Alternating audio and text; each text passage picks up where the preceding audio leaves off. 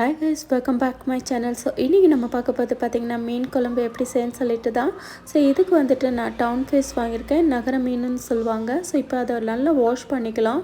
இதில் இருக்கிற head portion மட்டும்தான் எடுத்து நான் குழம்பு பண்ணிக்க போகிறேன். மற்ற எல்லாமே நான் ஃப்ரை பண்ணிடுவேன். மொத்தம் 4 பீஸ் வந்திருந்தது. ஸோ அதில் இருக்கிற மொத்தம் 4 ஹெட்டுமே நான் எடுத்து ரிமூவ் பண்ணிடுவேன். இப்போ நம்ம ஹெட் போர்ஷன் ரிமூவ் பண்ணிக்கலாம். அவங்க ஆல்ரெடி க்ளீன் பண்ணி வச்சுருக்கறனால எனக்கு கொஞ்சம் ஈஸியாக இருந்தது. ஸோ இப்போ இதை எடுத்து நம்ம வந்துட்டு மசாலா போட்டுக்கலாம். இப்போ மசாலா ஆட் பண்ணிக்கலாம். சால்ட் ஆட் பண்ணிக்கோங்க, turmeric powder, coriander powder, garam masala, ginger garlic paste, chilli powder, oil add பண்ணிக்கலாம்.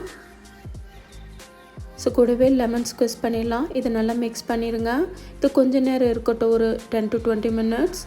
ஸோ இப்போ வந்துட்டு நம்ம ஆனியன் அண்ட் டொமேட்டோ வந்து கட் பண்ணிக்கலாம். ஆனியன் வந்து நீல வாக்கிலே கட் பண்ணிக்கலாம். ஆக்சுவலி நான் பெரிய ஆனியன் யூஸ் பண்ணுறேன். இதுக்கு சின்ன ஆனியன் ரொம்ப நல்லாயிருக்கும். நீங்களும் சின்ன ஆனியனை யூஸ் பண்ணுங்கள்.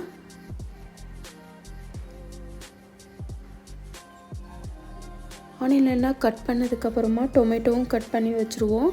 ஸோ நான் இதில் வந்து கருவேப்பிலை யூஸ் பண்ணுறேன், பச்சை மிளகாவும் ஆட் பண்ணுவேன்.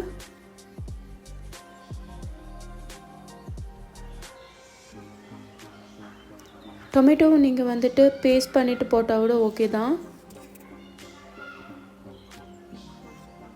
ஸோ நான் அதனால் பொடியாக கட் பண்ணிக்கிறேன்.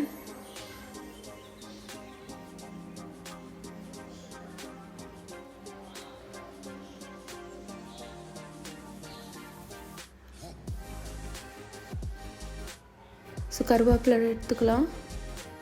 கொஞ்சமாக வெந்தயம் எடுத்துக்கோங்க, சீரகம் போட்டுக்கலாம். புளி வந்துட்டு நம்ம ஊற வச்சிடலாம் தண்ணியில். ஸோ இப்போ பச்சை மிளகாவும் ஆட் பண்ணிக்குவோம். இப்போ புளியை வந்துட்டு நம்ம சுடு தண்ணி போட்டு ஊற வச்சாலும் ஓகே தான், பச்சை தண்ணி போட்டாலும் ஓகே தான். ஸோ இப்போ வந்துட்டு ஒரு பாட்டில் நம்ம எண்ணெய் விட்டுப்போம். தாளிச்சுக்கலாம். ஃபஸ்ட் எடுத்தோடனே கடுகு, உளுந்த பருப்பு, சீரகம், வெந்தயம் போட்டு ஸோ கூடவே கருவேப்பிலை ஆட் பண்ணிடலாம். பச்சை மிளகாவும் ஆட் பண்ணி நம்ம வந்து தாளித்து விட்டுறணும்.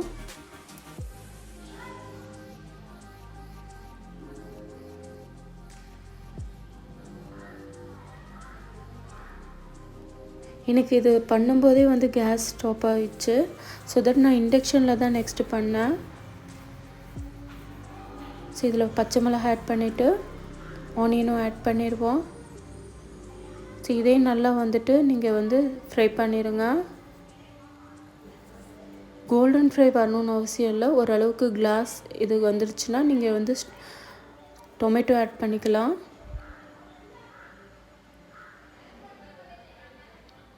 இதிலே நான் வந்துட்டு சால்ட் ஆட் பண்ணிக்குவேன் அண்ட் டர்மரிக் பவுடரும் போட்டுப்பேன். சால்ட் போட்டிங்கன்னா கொஞ்சம் சீக்கிரமாக ஆனியன் வந்துட்டு குக் ஆகும். இப்போ நம்ம வந்து சால்ட் ஆட் பண்ணிக்கலாம். ஸோ இதுக்கப்புறம் இதையும் நல்லா மிக்ஸ் பண்ணி விட்டுருங்க.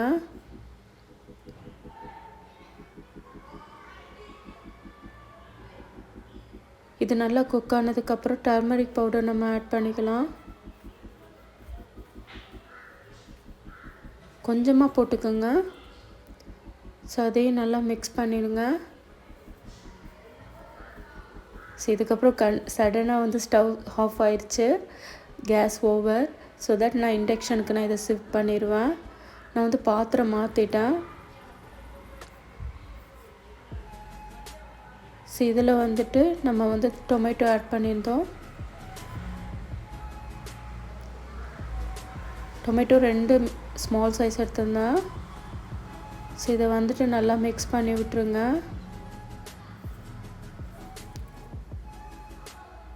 ஸோ இதை நல்லா மிக்ஸ் பண்ணதுக்கப்புறம் ஆயில் பற்றலைன்னா ஆயில் ஆட் பண்ணிக்கோங்க. நான் இண்டக்ஷனில் குக் பண்ண ஸ்டார்ட் பண்ணிட்டேன்.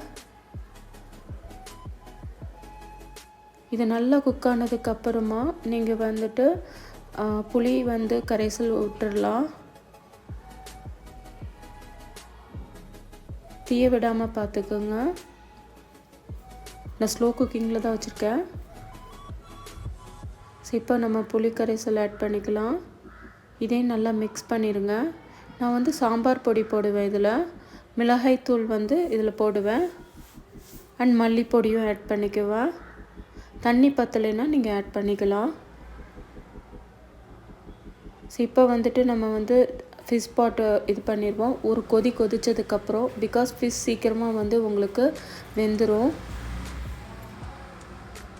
ஸோ நான் வெறும் ஹெட் போர்ஷன் மட்டும் தான் ஆட் பண்ணுறேன். எண்ணெய் தனியாக குழம்பு தனியாக பிரியும் போது நீங்கள் ஆஃப் பண்ணிடலாம்.